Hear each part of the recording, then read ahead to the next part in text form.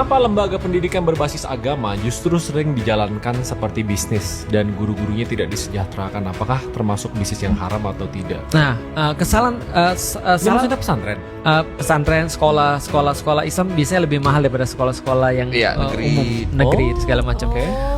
Nah, aku ingin meluruskan konsep yang salah tentang pendidikan. Bahwasanya di dalam Islam selalu ada orang yang aku dengar bilang ini, di dalam Islam pendidikan itu gratis.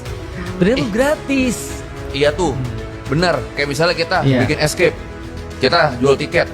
Ada kan yang pernah komen kan? Iya. Iya kan, betul. agama kalau dijual, Iya. gratis dong kalau mau niat dakwah. Iya. gitu.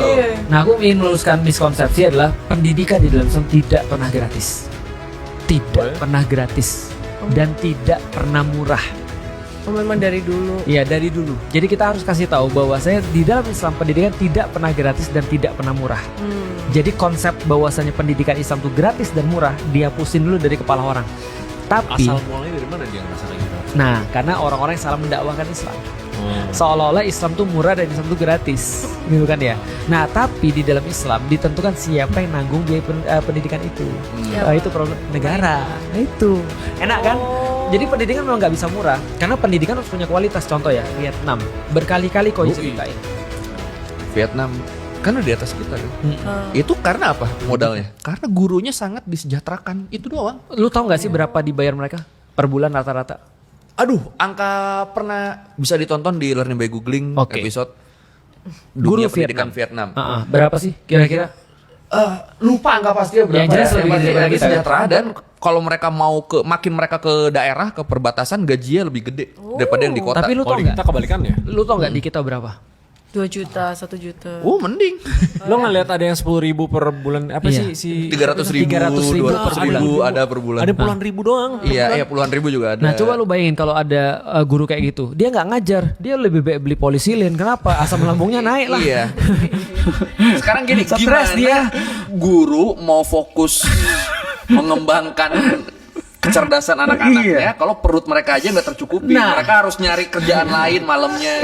Gimana mau fokus ngajar? Ini bukan pola makan tidak teratur lagi. Iya. Tidak makan. Jadi lu bisa bayangin ya, betapa parahnya dalam kondisi seperti itu kan ya. Tapi di dalam Islam selalu pendidikan tuh nggak pernah murah. Contoh ya, di zaman Utsmani aku pernah menemukan bahwasanya gaji seorang pengajar Al-Quran itu kalau nggak salah ingat ya 3 dinar per hari. Oh, Sorry 3 dinar per hari benar. dalam rupiah, Bro? Enggak per bulan, sorry. Per bulan 3 dinar. 1 dinar 4,25 gram emas. Oh. 1 gram emas berapa? Gak tahu. Sorry, gue mau motong nih. Gue Iya, harus nyari. gaji. Aku juga cari. Per Februari 2025, guru di Indonesia rata-rata menerima 2,8 sampai 5,5 juta per bulan. Kasian Nggak banget. realistis tuh. Vietnam antara 4 juta sampai 25 juta. Paling rendahnya 4 Jadi juta. guru di Vietnam. Iya, biar drop kualitas mereka. Betul. Diajar sama dia.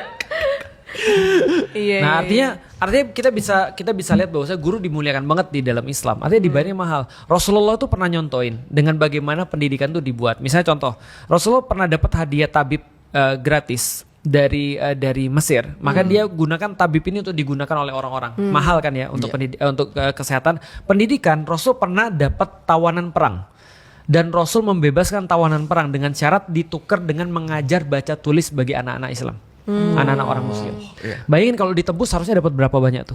Iya. Tapi dengan duit itu nggak apa-apa. Kalian ditebus dengan cara ngajarin orang. Berarti pendidikan tidak pernah murah dan tidak Zaman pernah dulu. gratis. Iya. Tapi yang nanggung adalah Ngomong negara. Nah, kalau negara nggak bisa nanggung, akhirnya dibuatlah pendidikan swasta. Dari sini mulai masalahnya. Dan pendidikan swasta ya mau nggak mau tetap harus ya cas mahal. Iya sih. Nah, akhirnya ada Untuk sekolah. memenuhi standar itu soalnya. Benar. Kalau nggak gaji gurunya pakai gimana? Benar. Nah, solusinya contoh ya, Ustadzku punya solusi begini. Biaya di pesantren Ustadz Hafiz Abdurrahman itu biaya pesantren dibagi 2. 1 biaya bangunan, 2 biaya operasional. Jadi ada fixed cost, ada operational cost. Iya. Fixed cost itu dibebankan pada para wakif, orang-orang yang nyumbang wakaf, dan biaya operasional dari duit sekolah. Nah, murid-muridnya. Enak kan jadi kan ya? SPP-nya berarti operasional doang. Betul. Jadi murid-muridnya bayar. Loh kok murah? Iya, karena kalian cuma bayar guru. Jadi Iya. duit kalian langsung untuk guru. Mengenai seluruh gedung dan segala macam. Nah, itu dari sumbangan. Nah itu solusi karena nggak ada negara. Iya. Negaranya nggak ikut campur dalam pendidikan. Coba Iya. kalau negara ikut campur, bayangin aja nih.